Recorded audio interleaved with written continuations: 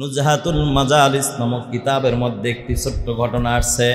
মুসলমান যখন কাফের বেঈমানদের সাথে যুদ্ধ করে যখন বিজয় হয়েছে, কিছু বেদিন কাফের বেঈমান, কিছু বেদিন আল্লাহর বান্দারা মুসলমানদের সাথে একসাথে থাকতো। এবার বিধর্মী কিছু লোক একসাথে তারা বসবাস করত। একদিনের ঘটনা, এক বিধর্মী আল্লাহর বান্দা তার সন্তান মাহে রমজান মাসে প্রকাশ্যে মানুষের সামনে কি যেন খাবার খাচ্ছিল। আল্লাহর বান্দা হিন্দু লোকটা দেরি করে নাই, ইসলাম গ্রহণ কিন্তু করে নাই। বিধর্মী লোকটা শুধুমাত্র মুসলমানের রমজানের সম্মানার্থে সন্তানটাকে কোনো বর্ণনা এসেছে থাপ্পড় মেরেছে, কোনো বর্ণনা এসেছে একটা ধমক দিয়েছে যে সন্তান কি করলা তুমি, বেটা তুই কি জানিস না এটা মুসলমানের রোজার মাস, মুসলমানরা কেউ খায় না, সারাদিন না খেয়ে রোজা থাকে, আর মুসলমানের সামনে তুই প্রকাশ্যে খাচ্ছি। এভাবে তাকে ধমক মেরেছে। আর মহান আল্লাহর কাছে তার এই ধমকটা, এই রমজানকে সম্মান করাটা আল্লাহর কাছে এত পছন্দ হয়ে গেছে। আর মুসলমান আল্লাহর গোলাম, কিতাবের মধ্যে আসছে ওই হিন্দু লোকটার, বিধর্মী লোকটার পাশেই বসবাস করত মুসলমান একজন বুজুর্গ আল্লাহর গোলাম। আল্লাহর বান্দা বিধর্মী লোকটা যখন দুনিয়া থেকে বিদায় হয়ে গেল, এবার আল্লাহর বান্দা যখন বিদায় হয়ে যায়, বুজুর্গ ব্যক্তি স্বপ্নে দেখতেছে আল্লাহর বান্দা বিধর্মী লোকটা জান্নাতে ঘুরতেছে। জোরে কন্যা সুবহান। বুজুর্গ ব্যক্তি আশ্চর্য হয়ে গেল, কিরে ভাই, আল্লাহ না ওয়াদা করেছে ঈমান ব্যতীত জান্নাত দিবে না, কিন্তু তুমি তো ঈমান আনো না, তুমি জান্নাত কিভাবে পাইলা? বিধর্মী লোকটা ডাক দিয়া কয়, ভাই আমি ওই যে মুসলমানের রোজাকে সম্মান করেছিলাম, মাহে রমজান মাসের রোজাকে আমার সন্তানকে ধমক দিয়া, আমি থাপ্পড় দিয়া রমজানুল মুবারক মাসকে আমি যে একটু সম্মান করেছিলাম, মহান আল্লাহ আমার এই ছোট্ট আমলটাকে এত পছন্দ করে দিয়েছে, পছন্দ করে নিয়েছে। মহান আল্লাহ খুশি হইয়া আমার মরণের আগে কালিমা নসিব করে দিয়েছে। তাহলে একটা বিধর্মী লোক যদি রমজানুল মুবারক মাসকে সম্মান করে এত দামি হতে পারে, তাহলে আমরা যারা নবী মুহাম্মদুর রাসূলুল্লাহ সাল্লাল্লাহু আলাইহি ওয়াসাল্লামের দামি উম্মত, বলেন তো আমাদের সম্মান কি বেশি না কম? রোজা বড় একটি ইবাদত। এই রোজা রাখার সাথে সাথে আরো বড় একটি ইবাদত করার জন্য আল্লাহ তাআলা তার ঘর মসজিদে আসার তৌফিক দান করলেন। মুসলমানদের জন্য আজকের দিনের জন্য সবচেয়ে বড় ইবাদত হলো জুমার নামাজ। রমজানের রোজা রেখেছি, বড় আনন্দিত, আল্লাহ রাখার তৌফিক দান করেছেন। এবং আমরা যারা সাথে সাথে আগে মসজিদে আসার সুযোগ পেয়েছি, আরো বেশি আনন্দিত যে আল্লাহ তাআলা আরো মহান আর একটি বড় হুকুম আদায় করার তৌফিক আমাদেরকে দান করেছেন। এজন্য আরেকবার শুকর আদায় করি, আলহামদুলিল্লাহ। এলাকায় অনেক মানুষ আছে রোজা রেখেছেন, নামাজ পড়বেন, তারাও আসবেন। তবে তাদের আশা আর আপনার আশার মধ্যে, আমাদের আশার মধ্যে একটু ব্যবধান আছে। সেটা কেমন? যে যত আগে আসছেন আল্লাহ তাআলার মহব্বত আপনার অন্তরে যে বেশি, এটার প্রমাণ আপনি দিয়েছেন। এখানে যারা আগে এসেছেন আপনাদের কারোই হয়তোবা কেউ একটু ফিরিয়ে আছেন, অনেকেই ব্যস্ততার মাঝে আছেন। হাজারো ব্যস্ততার মাঝেও মহান আল্লাহর হুকুমটাকে আপনি বড় মনে করে আল্লাহর ঘরে আসার চেষ্টা করেছেন, আল্লাহ তৌফিক দান করেছেন। এজন্য বেশি বেশি মালিকের দরবারে শুকর আদায় করা। এই রমজান মাসটি হলো আমাদের আমলের, নেক আমলের একটা রমজান মাস। এটা হলো আল্লাহ তাআলা একটা চেক বই দান করেছেন। সুবহানাল্লাহ বলেন। এটা চেক বইয়ের সাথে তুলনা দেওয়া হয়েছে, নেক আমলের চেক বই। প্রতিটা মানুষের ব্যাংকে যাদের অ্যাকাউন্ট আছে সবাইকে ব্যাংকের পক্ষ থেকে চেক বই দেওয়া হয়। আপনার অ্যাকাউন্টে যদি টাকা থাকে আপনি যত ইচ্ছা তত লিখতে পারবেন, টাকা উঠাইতে পারবেন। যদি অ্যাকাউন্টে না থাকে তো পারবেন না। ঠিক আল্লাহ তাআলা আপনাকে আমাকে 11টি মাস আমরা গুনাহ করে ফেলেছি। আল্লাহ তাআলা এই রমজানুল মোবারক মাস 30 দিনের 30টা চেক বই আল্লাহ তাআলা আপনাকে আমাকে দান করেছেন। সুবহানাল্লাহ। এই 30টা চেক বইয়ের আমাদের আজকে চলে গেল কয়টা চেক বই? কয়দিন? না, আজকে 13ই রমজান, 14ই তারিখ, 13ই রমজান। আমাদের রোজা গেল 12টা, আজকেরটা অর্ধেক ধরলে 12:30। যাক, অর্ধেক বাদ দিলাম, 12টা চেক বই আমার চলে গেল। জানি না আমি এক একটা চেক বইতে কতটুকু নেক আমল লিখতে পেরেছি। আল্লাহ তাআলা দিয়া দিছেন, ছেড়ে দিছেন, যাও চেক বইয়ের মধ্যে যত ইচ্ছা তুমি নেক আমল উঠাইতে থাকো। তুমি সাহারি খাইবা, সেটাও তোমার ইবাদত, সওয়াব। তুমি ইফতার করবা, এটাও তোমার সওয়াব। আর রোজা রাখবা, সওয়াব। মুমিন কথা বলবা, সেটাও সওয়াব। তবে প্রতিটা কথা, সাহারি, ইফতার, প্রত্যেকটা আমল, প্রতিটা আমল হতে হবে আমার আপনার রাসূলের তরিকা অনুযায়ী। তাহলে দেখা যায় বাজারে যান, বাজার সবচেয়ে খারাপ জায়গা। যদি রাসূলের তরিকা অনুযায়ী যদি আমি বাজারটা করে আসি, তাহলে বাজারে যাওয়াটাও আমার ইবাদতের মধ্যে গণ্য হয়ে যাবে। সুবহানাল্লাহ। মসজিদ সবচেয়ে দামি জায়গা, উত্তম জায়গা। যদি রাসূলের তরিকা না থাকে, এখানে এসেও যদি আমি দুনিয়া নিয়েই ব্যস্ত থাকি, তাহলে এটাই আমার জাহান্নামে যাওয়ার একটা কারণ হয়। এজন্য ভাইয়েরা আমার, এই রমজানুল মুবারক মাস, একটা চেক বইয়ের সাথে উদাহরণ দিলাম, তাহলে 12টি চেক, 30টা মানে পাতার একটা চেক বই, 30টা পাতা আল্লাহ দান করেছেন রমজানুল মুবারক মাসে আপনাকে আমাকে। এই রমজান মাসের চেক বই 30টা পাতার 12টি পাতাই আমার চলে গেল। এখন জানি না পিছনে কতটুকু আমরা নেক আমল চেক বইয়ের মধ্যে উঠাইতে পেরেছি। তবে হ্যাঁ, এখনো সুবর্ণ সুযোগ আছে। আল্লাহ ডাক দিয়া কো, বান্দারে 12 দিন চলে গেল, আরো 18 দিন আমি আল্লাহ তোদের মাঝে রেখে দিয়েছি। এই 18টা দিন পরিপূর্ণভাবে চেক বইয়ের মধ্যে নেক আমলগুলা উঠাইতে থাক। আল্লাহ তাআলা চায় প্রতিটা বান্দাকে আল্লাহ তাআলা জান্নাতের মেহমান বানায় দেন। বলেন না আলহামদুলিল্লাহ? ভাইরা আমার, আল্লাহ চায় বান্দাকে জান্নাত দেওয়ার জন্য, আর বান্দা চায় জাহান্নামে যাওয়ার জন্য। এখন আপনারা বলতে পারেন, হুজুর এখানে একজন লোকও খুঁজে পাইবেন না যে জাহান্নামে যেতে চায়। এটা আপনি একদম মিথ্যা কথা বললেন। না বাবা, মিথ্যা কথা না, কথাগুলো মিথ্যা না সত্য, আপনিই জবাব দেবেন। যুবক ভাইয়েরা, বৃদ্ধ বাবাজিরা, পর্দা ধারালের মা বোনেরা, বাসায় বসে বসে নিজে নিজে হিসাব করে দেখেন। আল্লাহ বলছে জান্নাত তো আমি তাদেরকে দিব। ওয়ানাহান নাফসা আনিল হাওয়া, নিজের নফসটাকে যে গুনাহমুক্ত রাখবে, আত্মাটাকে পবিত্র রাখবে। আল্লাহ বলেন ফাইন্নাল জান্নাতা হিয়াল মাওয়া, নিশ্চয়ই তার ঠিকানা হলো মালিকের জান্নাত। সুবহান। আমি আল্লাহ তাআলা জান্নাত তো তাদেরকেই দিব যারা ঈমান এনেছে, নেক আমল করেছে, আমল সালেহ করেছে। ইন্নাল্লাযীনা আমানু ওয়া আমিলুস সালিহাতি কানাত লাহুম জান্নাতুল ফিরদাউসি নুজুলা। নিশ্চয়ই যারা ঈমান এনেছে, ঈমান আনার পরে নেক আমল, আমল সালেহ যারা করেছে, আল্লাহ বলেন নিশ্চয়ই তাদের ঠিকানা হবে জান্নাতুল ফিরদাউস। কন্যা সুবহানাল্লাহ। এখন আল্লাহ তো জান্নাতুল ফিরদাউস দিবেন ওয়াদা করেছেন কাদেরকে? যারা ঈমান এনেছে এবং নেক আমল করেছে। এখন বন্ধু, জান্নাতে আমরা সবাই যেতে চাই, কথা সত্য, কিন্তু নামাজ পড়লাম না, রোজাও রাখলাম না, আল্লাহর হুকুম পর্দার আমলও করলাম না, যাকাতও দিলাম না। বলেন তো, আল্লাহ তো দিতে চায় জান্নাত, আমি তো বেছে নিলাম জাহান্নাম। কথা কোন ঠিক কিনা? যে বান্দা নামাজ পড়ে না, রোজা রাখে না, পর্দার আমল করে না, যাকাত ফরজ হয়েছে যাকাত দেয় না, তার ঠিকানা কি জান্নাত না জাহান্নাম? জোরে বলেন। তাহলে আল্লাহ দিতে চায় জান্নাত, আমি তো বেছে নিলাম জাহান্নাম।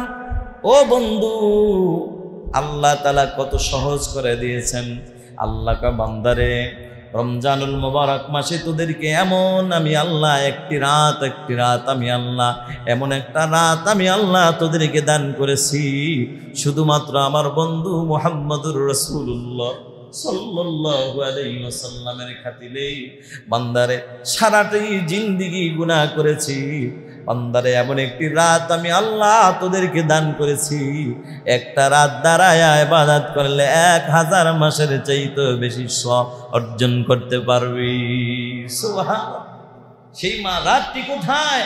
রমজান মুবারক মাসের শেষ দশকে, 21, এই বেজর রাতগুলা 20-এর পরে। যাই হোক বাবাজির আমার, এই বিষয়ে যদি আল্লাহ বাঁচায় রাখে, আগামী 20 রমজানে জুমায় আলোচনা হবে ইনশাআল্লাহ। তবে মুসলমান, আল্লাহ তাআলা আপনাকে আমাকে দুনিয়াতে কেন পাঠাইলেন? আল্লাহর গোলামি করার জন্য। আল্লাহ ওয়াদা করেছেন জান্নাত কাদেরকে দিবেন।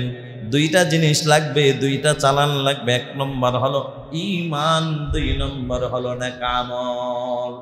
জান্নাতে যাওয়ার জন্য চালান লাগবে কয়টা? 2টা। বন্ধুরা আমার, দুনিয়ার ব্যবসা করতে গেলে যেমন চালান লাগে, 2টা জিনিস চালান লাগে। একটা হলো পুঁজি লাগে, আর একটা হলো মেধা লাগে। কিভাবে ব্যবসাটা, আপনি শুধু পুঁজি হইলেই ব্যবসা করা যায় না, শুধু পুঁজি হইলেই ব্যবসায় সফলতা অর্জন করা যায় না। আবার পুঁজি ছাড়া শুধু জ্ঞান দেওয়া অর্জন করা যায় না। দুটোটা জিনিসই লাগে।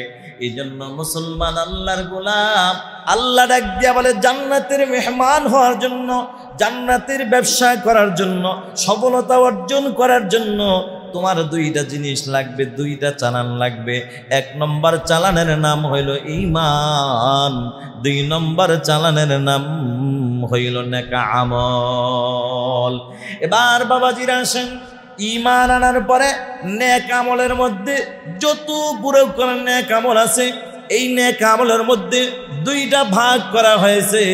1 নম্বর একটা ভাগ করা হয়েছে, একটা নেক, কিছু নেক আমল আছে দেহের সাথে সম্পর্ক, অঙ্গ প্রত্যঙ্গের সাথে সম্পর্ক, আর কিছু নেক আমল আছে আপনার মাল সম্পদের সাথে সম্পর্ক। সুবহানাল্লাহ। সম্মানিত ভাইরা আমার, দেহের সাথে সম্পর্কের মধ্যে যতগুলা ইবাদত আছে, ঈমান আনার পরে যত বড় বড় ইবাদত আছে, সবচেয়ে বড় ইবাদতের নাম হলো নামাজ। বন্ধুরা আমার, মাহে রমজান মাস, আর একবার আল্লাহকে ডাক দিয়া বলেন না আল্লাহ, একটু মায়া লাগায়া বলেন না আল্লাহ। রমজান মাস আল্লাহকে ডাকতে ভালো লাগে না খারাপ লাগে? বন্ধুরা আমার, বিশ্বনবী জনাবে মুহাম্মদুর রাসূলুল্লাহ, সকলেই বলি সাল্লাল্লাহু আলাইহি ওয়াসাল্লাম। কেন সাল্লাল্লাহু আলাইহি ওয়াসাল্লাম বলবেন না? কথায় কথা চলে আসছে। বিশ্বনবী জনাবে মুহাম্মদুর রাসূলুল্লাহ, আবার করে সাল্লাল্লাহু আলাইহি ওয়াসাল্লাম, তিনি একদিন তা মসজিদে নববীর মিম্বরের মধ্যে বয়ান করার জন্য উঠতেছিলেন। প্রথম সিঁড়িতে উঠলেন, বললেন আমিন। দ্বিতীয় সিঁড়িতে আমিন। তৃতীয় সিঁড়িতেও বললেন আমিন। সাহাবা ইকরাম জিজ্ঞেস করলেন, ইয়া রাসূলুল্লাহ, ইয়া হাবিবাল্লাহ সাল্লাল্লাহু আলাইহি ওয়াসাল্লাম, ওগো নবীজি, আপনি প্রথম সিঁড়িতে পা রাখলেন, বললেন আমিন। দ্বিতীয় সিঁড়িতে পা রাখলেন, তখনও বললেন আমিন। তৃতীয় সিঁড়িতে আমিন। বুঝলাম না, অথচ আমিন মানে আল্লাহ কবুল করো, কিন্তু আল্লাহ কি কবুল করবে এটাই তো বুঝলাম না। বিশ্বনবী মুহাম্মদুর রাসূলুল্লাহ সাল্লাল্লাহু আলাইহি ওয়াসাল্লাম ইরশাদ করলেন, ও সাহাবীরা, আমি যখন প্রথম সিঁড়িতে পা রেখেছি, তখন জিবরাইল আলাইহিস সালাতু ওয়াস সালাম এসে বলেছে, ওগো নবীজি, মাহে রমজান মাসের মতো রোজা রমজান মাসের মতো এরকম বরকতময় মাস পেয়ে, দিন পেয়ে যারা নিজের গুনাহগুলি ক্ষমা করাইতে পারে না, ওই ব্যক্তি ধ্বংস হয়ে যাক। আমি নবী বলেছি আমিন। ও বন্ধু, মাহে রমজান মাসের মতো মোবারক মাস পেয়ে যারা এই রমজানকে আমরা গুনাহ মাফ করাবো দূরের কথা, রমজান মাসের কদরটাই তো আমরা বুঝি না। কথা বলেন ঠিক কিনা? বাংলাদেশে এখনো বহুত নামদারি মুসলমান আছে, বদমাশ মার্কারা মুসলমান, নামদারি মুসলমান এখনো কাপড় ঝুলায়া হোটেলের সামনে ভিতরে ঢুইকা বিড়ি খায়, নাস্তা খায়, আছে না নাই? অথচ মুসলমান দাবি করে। আমি বলি তুমি মুসলমান নামে একটা বাটপার ছাড়া কিছুই না, কথা বলো ঠিক কিনা? নামদারি মুসলমান। তুমি যদি অসুস্থ হয়ে থাকো তোমার জন্য খাবারের ব্যবস্থা বাড়িতে তুমি ব্যবস্থা করো, তুমি কেন হোটেলে আসো? আর তোমার জন্যই আর দোকানদারি কিছু নির্লজ্জ দোকানদার আছে, এরা পর্দা ঝুলাইয়া কি করে ব্যবসার দিকে তাকাইলো, কিন্তু আল্লাহর হুকুমের দিকে তাকায় নাই। এরকম আছে না নাই? কসম আল্লাহর, এদের ব্যবসার মধ্যে বরকত নাই। যা দেখেন এরা কিস্তি উঠায় ব্যবসা করে, কথা বলেন ঠিক কিনা? ঋণ শোধ করতে পারে না, এই জন্য তারা পর্দা ঝুলায় কি করে ব্যবসায়। হ্যাঁ, রমজান মাস হুজুররা এত আন্দোলন করলো, টুপিওয়ালারা, ইসলামের পক্ষে মুসলমানরা, নামাজিরা সবাই কি করছে এভাবে আন্দোলন। আগে কিন্তু মিছিল নামতো, এবছরও নামছে। রমজান মাসে হোটেল দোকানপাট বন্ধ, কিন্তু কই বন্ধ রাখে মানে আগে জাপ ফালায় বন্ধ রাখতো, এখন কাপড় ফালায় বন্ধ রাখে, কথা বলেন ঠিক কিনা? অথচ রমজানুল মুবারক মাস বিশ্বনবী বলেছেন, ও সাহাবীরা, জিবরাইল আমিন ডেকে বলেছে, নবীজি রমজান মুবারক মাসের মতো বরকত মাস পেয়ে যারা এই রমজান মাসে আল্লাহর কাছে গুনাহগুলি ক্ষমা করাইতে পারে নাই, তারা ধ্বংস হয়ে যাক। আমি বলেছি আমিন। এটা কেমন দামি মাস শুনে নেন। এই রমজান মাস হলো দামি একটি মাস। এই রমজান মাসকে যে সম্মান করবে আল্লাহ তাআলা তার সম্মান বাড়ায় দিবে। জোরে কন্যা সুবহানাল্লাহ। তাহলে রমজান মাসকে সম্মান করলে যদি আল্লাহ সম্মান বাড়ায় দেয়, এর বিপরীত রমজানকে যারা অসম্মান করবে আল্লাহ তার কি করবে? তাকেও কি করবে? অসম্মানী করবে, সেও অসম্মানী হয়ে যাবে। এটাই বাস্তব প্রমাণ। রমজানকে সম্মান করলে কিভাবে সম্মানিত হয় দেখেন। নুজহাতুল মাজালিস নামক কিতাবের মধ্যে একটি ছোট্ট ঘটনা আসছে। মুসলমান যখন কাফের বেঈমানদের সাথে যুদ্ধ করে যখন বিজয় হয়েছে, কিছু বেদিন কাফের বেঈমান, কিছু বেদিন আল্লাহর বান্দারা মুসলমানদের সাথে একসাথে থাকতো। এবার বিধর্মী কিছু লোক একসাথে তারা বসবাস করত। একদিনের ঘটনা, এক বিধর্মী আল্লাহর বান্দা তার সন্তান মাহে রমজান মাসে প্রকাশ্যে মানুষের সামনে কি যেন খাবার খাচ্ছিল। আল্লাহর বান্দা হিন্দু লোকটা দেরি করে নাই, ইসলাম গ্রহণ কিন্তু করে নাই। বিধর্মী লোকটা শুধুমাত্র মুসলমানের রমজানের সম্মানার্থে সন্তানটাকে কোনো বর্ণনা এসেছে থাপ্পড় মেরেছে, কোনো বর্ণনা এসেছে একটা ধমক দিয়েছে যে সন্তান কি করলা তুমি বেটা, তুই কি জানিস না এটা মুসলমানের রোজার মাস, মুসলমানরা কেউ খায় না, সারাদিন না খেয়ে রোজা থাকে, আর মুসলমানের সামনে তুই প্রকাশ্যে খাচ্ছি। এভাবে তাকে ধমক মেরেছে। আর মহান আল্লাহর কাছে তার এই ধমকটা, এই রমজানকে সম্মান করাটা আল্লাহর কাছে এত পছন্দ হয়ে গেছে। আর মুসলমান আল্লাহর গোলাম, কিতাবের মধ্যে আসছে ওই হিন্দু লোকটার, বিধর্মী লোকটার পাশেই বসবাস করত মুসলমান একজন বুজুর্গ আল্লাহর গোলাম, আল্লাহর বান্দা। বিধর্মী লোকটা যখন দুনিয়া থেকে বিদায় হয়ে গেল, এবার আল্লাহর বান্দা যখন বিদায় হয়ে যায়, বুজুর্গ ব্যক্তি স্বপ্নে দেখতেছে আল্লাহর বান্দা বিধর্মী লোকটা জান্নাতে ঘুরতেছে। জোরে কন্যা সুবহান। বুজুর্গ ব্যক্তি আশ্চর্য হয়ে গেল, কিরে ভাই, আল্লাহ না ওয়াদা করেছে ঈমান ব্যতীত জান্নাত দিবে না, কিন্তু তুমি তো ঈমান আনো না, তুমি জান্নাত কিভাবে পাইলা?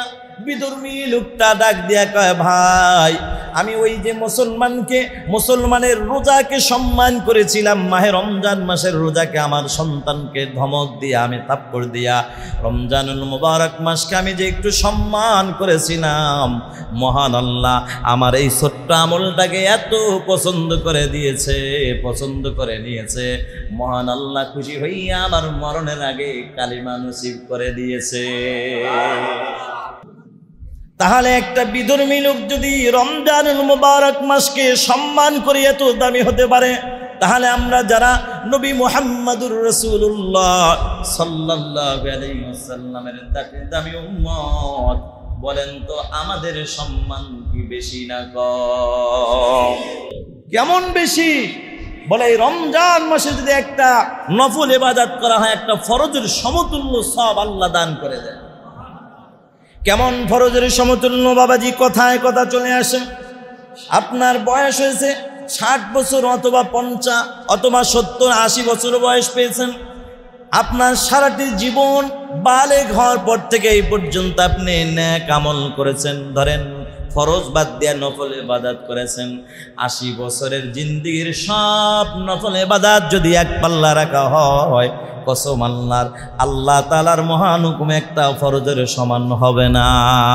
সুবহানাল্লাহ। এমন একটা ফরজের সব আল্লাহ মুহাম্মদুর রাসূলুল্লাহ সাল্লাল্লাহু আলাইহি ওয়াসাল্লাম উম্মতকে আল্লাহ দান করে দিলেন। সুবহানাল্লাহ। এই জন্য খুশি হয়ে রোজা রাখি না আমরা, যে আমরা তো একটা সুযোগ আছেই। সারাদিন যে হুজুর বলছে একটা খেজুর খাওয়ায়া, খুরমা খেজুর দিয়া অথবা 1 গ্লাস শরবত খাওয়ায়া রোজাদারকে ইফতার করাইলে রোজার সব, রোজার সমপরিমাণ সব আল্লাহ আমাকে দিয়ে দিবেন, তাইলে আমার কষ্ট করে রোজা রাখার দরকার কি? বলে দিন শেষে 5 টাকা দিয়ে 1 গ্লাস শরবত খাওয়াই দিন, তাইলেই তো হবে।